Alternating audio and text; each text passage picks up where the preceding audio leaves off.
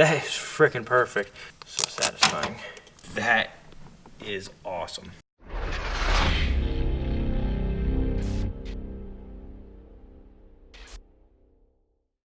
What's going on, everybody? Ratchet Wrenches is back for another video, and today we have the Turbo Miata. This is something we've been putting off for a while. We had this Innovate Motorsports LC-2 digital air fuel gauge. We honestly didn't want to hook it up, but with the tuning issue and everything, we're just going to hook it up. It's going to be super easy to do. I know there's not a lot of tutorials on this on YouTube. There is with the stock ECU, but we have the Megasquirt. So if you have a Megasquirt, this tutorial is directly for you. If you don't, it's a little different, but it's pretty much the same aspect. But before we get into this, just want to give a quick update on the New Edge Mustang. For those of you who know, we installed the comp cams. If you're just stopping by, we have a Mustang, a New Edge, we put cams on it, and a lot of people are waiting to hear that chop chop, but unfortunately with the holidays, and Wes actually landed a new job, it was really hard to schedule a tuner. They're really booked up. We called multiple tuners in New Jersey and the tri-state area, but we got one we're shooting for hopefully before Christmas and New Year, but it's really dicey, so just please be patient on that. We want to do a big review with that. Otherwise, I mean, we could do the sound clip right now, but we want to do a review once we have it tuned, because we have the LSD in it and we have the 373 gears, so we just want to make sure we do one big review. And one more update, we have a big surprise coming for maybe early spring, mid-spring. It's definitely an American muscle project car. We're gonna maybe keep this, maybe sell it, but we are getting that. I'm not gonna spoil anything. You comment down below what you think it is, but it's gonna be raw power, and we're super excited for that, so stay tuned. Make sure to subscribe, turn on that notification bell, and make sure to check out all our links below. Social media, TikTok, all that good stuff. But let's get into it. So first things first, this is the wideband gauge. It just looks like an O2 sensor.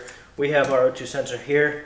Yours, if you don't do a hood dump, might go down to the bottom. But this, keep in mind, this sensor replaces the one that's pre-cat. Of course, in our car, it's straight pipe. We don't have a cat. But so that one, if you have that regular O2 sensor that's behind the catalytic converter, this doesn't have anything to do with that. You could delete that, keep it. Probably helps with the emissions, but if you have a Megasquirt, you get rid of it. But this is pretty much going to replace that front O2 sensor, which is, in our case, right here. Usually it's a 7/8 or 21 millimeter. We got a 7/8 here. We're just gonna break that loose. Ooh, it's rusty. So much heat right there. Look at that thing. Nasty. With the Innovate kit, they do give you an O2 bung. We had ours welded in. You got to figure out where you want to put that, unless you're running a different kind of exhaust pipe. But this is all custom fab here. So now this is just gonna screw into that. And then we're gonna run this wire to this controller right here, which is gonna be inside the vehicle, probably under the steering console. And we're gonna have to splice these wires into power, ground, wideband signal, and then of course the wideband gauge. So we're gonna find a hole in the firewall, which there are many. We're gonna actually take this off just to make it more visible for you guys, because it's on the backside right there. So bear with me while I take this off real quick. See, run a rich. We deleted our coolant lines there. We got to remove those someday. But there's multiple grommets you could go through. We can even feed the wires through there. But we're going to take this little insert out right there. Just take a flathead and just kind of... There we go. I don't even know where that goes. It got lost in here. So we're pretty much going to hook this up into that exhaust pipe and then feed this wire through, which is going to go to that controller, which is inside the cockpit.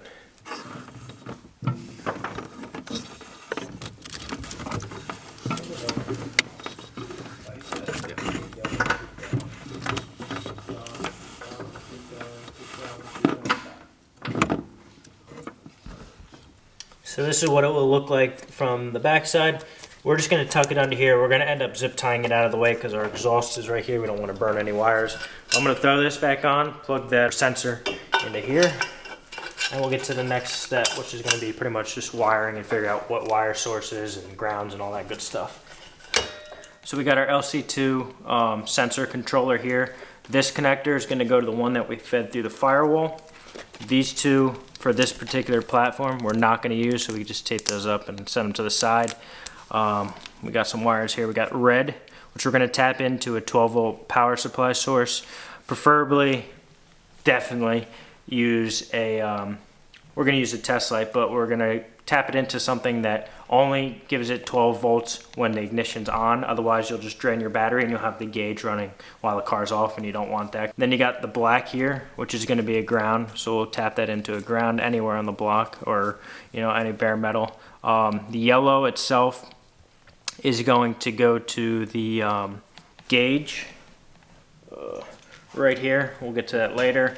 And then the brown is pretty much going to be the signal wire, which is going to go to your Megasquirt. I'll show you over here, if you follow me.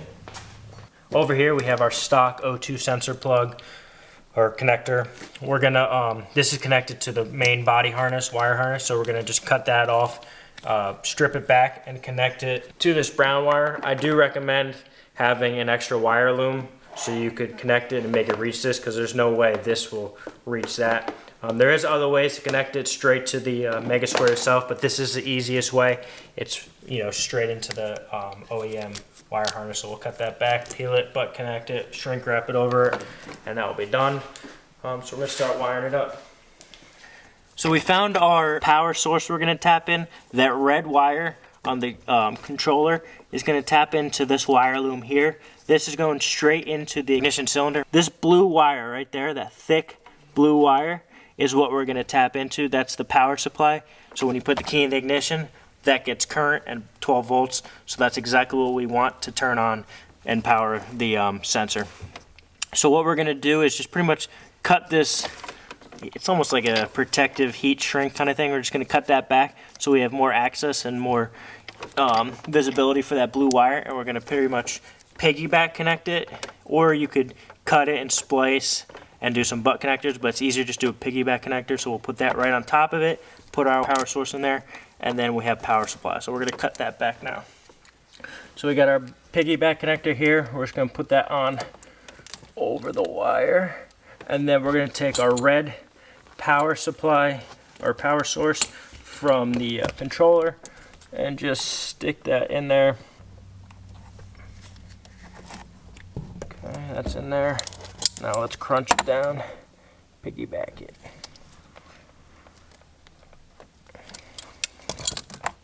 Boom, that's a good connection right there. Pull taut, close that up. We'll put some electrical tape on top of it just to get some extra precaution.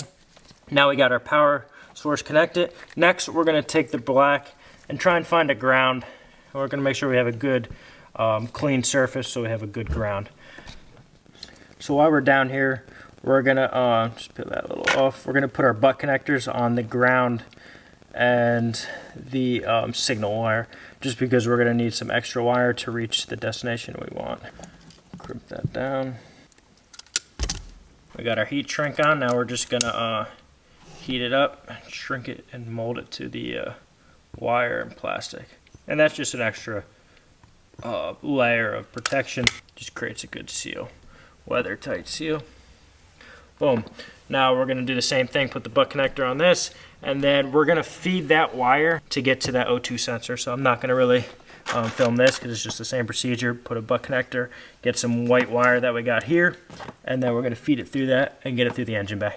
We have our ground wire here and then our signal wire. We're just going to put them together and feed them through where we put the O2 sensor to there. We have our two wires fed through. This one is our ground. Make sure you get them right because you don't want to hook up the wrong one. Of course you won't get power because there's no ground. So we got our ground one here. Yours might look a little different depending on your setup, but we're going to use this bolt right here as a ground.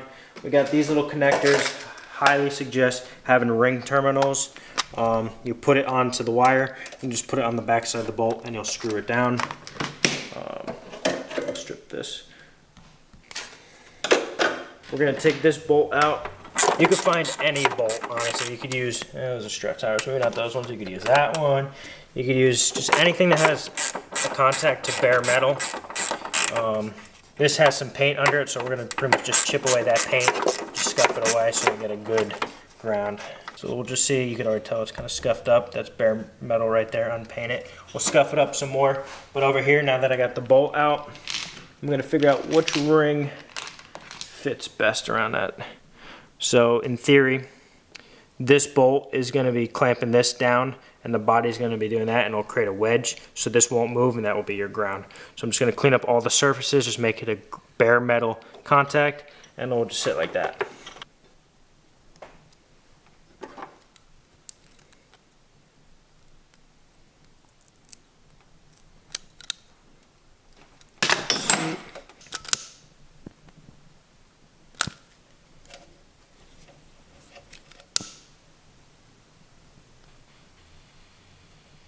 See that? Yeah.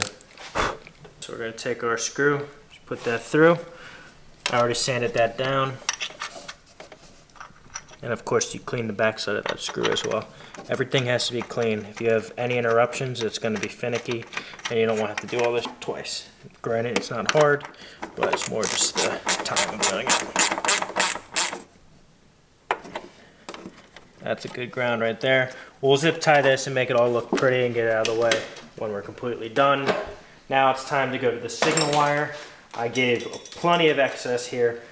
I'm going to come to that side. Man, these are the best damn lights. Free. Sponsor us. We're going to get rid of that sleeve. This is the old O2 sensor. It's red with a thin blue line in it. I'm going to strip that back. Now we're going to take our butt connector and put that bad boy on. You want to make sure you try and do this all first try. You don't have too much wire to play with on the stock harness side. So shrink that down a little bit. Now I got our signal wire from the wideband. Twirl that up. Just put that bad boy in there. And do the same thing as all the other ones. Now that everything is hooked up, we want to test to make sure this works. So what we're going to do is disconnect it from the O2 sensor, just so it's free. There's no connection, not the O2 sensor, the wideband sensor. So right now we're going to turn the ignition switch on. It's going to be green, and then it's going to blink red for about 30 seconds to do this, and it's just calibrating and setting that up. So we'll do that for 30 seconds, and then after this, we'll plug it in, we'll turn it off, plug it into the wideband sensor, and redo this procedure, and then it will be green, which means it's initializing, and then once we get there, we'll do that. Now we're plugging it in, turn the ignition on, it's going to be green, and it's going to blink. Now it's heating up that wideband sensor, getting ready to read. It will do this for about 30 to 60 seconds, and then once it becomes solid, that means it's ready to go, and it will be ready to read. And then we'll just hook up our gauge, and it should display the ratio. Boom. So now it's a solid green. That means the sensor is reading correctly, and we just need to hook up our gauge, and bam, we got readings. We got air fuel gauge. So this is done. We're going to tuck this out of the way. Probably wire tie this all, and now we got to get this sensor to the gauge. Let's do it. So now most likely you're going to do the same thing. I know it's pretty common. We're going to use this. We don't have the AC hooked up. We deleted all that. We're going to use this as our housing for our gauge itself. So what we're going to do is pretty much take this center console out along with this little dash. It's all Phillips screws. There's one here, one here, one here, and then two in there.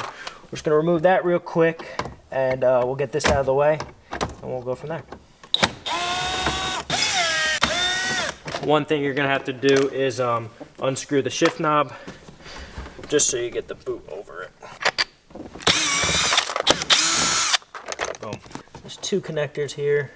Let's disconnect them real quick, just to get it out of the side. I don't even need to take it fully off. We'll just put it there. Now we got to get this thing out. So besides the two screws down here, there's a screw up here, and then there's one in here. These vents come out super, super easy. Take a flathead, okay, and pop that out like so. And then there is a bracket right there with a Phillips screw. You're just gonna unscrew that, and then this thing's ready to come out. All right, so now we're gonna remove this. 1, 2, 3, 4, 5, this one's the missing one, okay? So 7 screws on this one, and there's some wires behind there that we could tap into for our gauge. So we're just gonna disconnect them. Our head unit doesn't even work anyways. No wonder the previous owner said it didn't work. It's not even wired up. Are you kidding me? Well, good thing we diagnosed that. One day we'll fix that. We don't even need that. Holy dude. Oh my God. No wonder it didn't work. So in theory, our gauge is gonna sit here. So we got the sensor controller. We put it under this piece right here and slid it in there. We're gonna take all this excess wire here and just zip tie it up and just tuck it out of the way. And then we'll start wiring up the gauge. So for these wires, it's pretty much the same thing. The red is the power, so find a 12-volt source. We got the black, which is gonna be a ground. The yellow is gonna be unused in this situation, so just set that to the side. You could tape it up and wrap it out. The white is gonna go to the yellow from that controller, so we're gonna put a little bit of this wire onto that and feed that through here and just set that up. I guess we'll do the power source first, figure out which wire to tap into. So we actually are going to use the cigarette lighter requires 12 voltage, so we're going to actually use the ground and the power. So the black one that's coming to this is ground, and the bluish one is going to be the power. So we're probably going to piggyback it, but we're going to feed it through, because you could feed it through and access that if you go in. It's going to take a lot of maneuvering, but you could get this to pretty much come up here and out in here, and we'll piggyback it and just tuck it away. Piggybacking is the way to go if you still want this to be operational. I mean, I don't know if we'll ever really use this, but it's good to keep that stock look, so we'll get those piggyback connectors. But first, let's try and feed these through. Before we do that, we're gonna do the white wire, which goes to that yellow on that thing. So it's pretty much the same procedure where you just cut that, splice it, put a butt connector, heat shrink it. I'll show you the finished result. Here's the finished result of that. The white wire, of course with the extra wire we have is white, goes to that yellow wire. So that's done. Now we're gonna feed this through and try and piggyback the cigarette lighter. So we somehow managed to get these through. It took a little patience and some willpower. But we're gonna piggyback these. Boom. That one's piggybacked. We'll put some tape over that as well.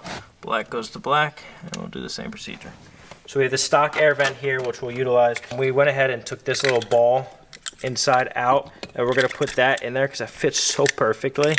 And then this is just the shell on the outside. So it's gonna sit like so. So now we gotta get the wiring behind it, and it's gonna go through there. So this has to sit in there. So we're gonna have to drill a hole to feed this through. So because we're not gonna use this vent at all. Our AC, like I said earlier, doesn't work. So we're gonna drill a hole in this plastic. It doesn't have to be the prettiest, it doesn't have to be seen, but it just has to be able so we can feed this through to access the back of the gauge. So I'm just gonna drill that in here.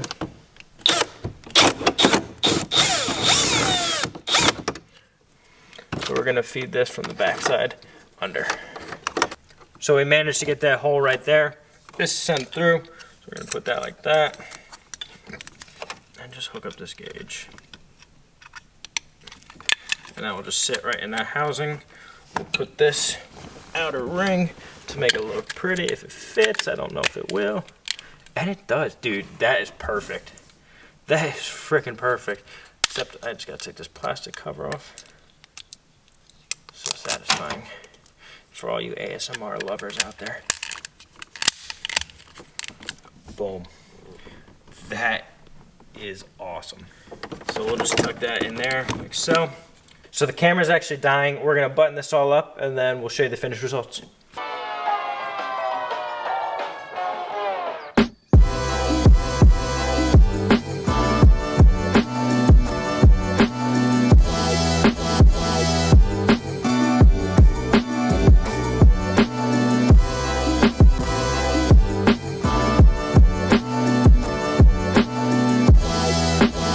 So that's a wrap for today's video, guys. We hope you enjoyed. Hopefully we made this very detail oriented for you guys so you can follow it along. If you have any questions, please comment down below. We'll be sure to answer them as soon as we can. Can't wait to get this thing up and running. We have to just get it tuned. It's really hard. We took it to a dyno tuner and he tunes GTRs, 1,000 horsepower, Lamborghinis, all these things, and he was stumped. So if anyone's in the tri-state area, New Jersey, Delaware, Maryland, New York, Pennsylvania, anywhere around here, please just help us out. We'll even compensate you, so just let us know if you're in the area and you're familiar with tuning Megasquirt on Tuner Studio. If not, we're still gonna look around and try and find a tuner so we get this thing up and running and do some shenanigans. Like I said in the beginning of the video, stay tuned for the Mustang. We're trying as hard as we can to get that set up, so please be patient with us. We know you guys have been asking for that. And then of course, springtime, we got something that's incredible that's coming. So stay tuned for that. We got more GTI content. Make sure if you haven't watched our previous one, check that out now. Without further ado, we'll see you in the next video. Peace.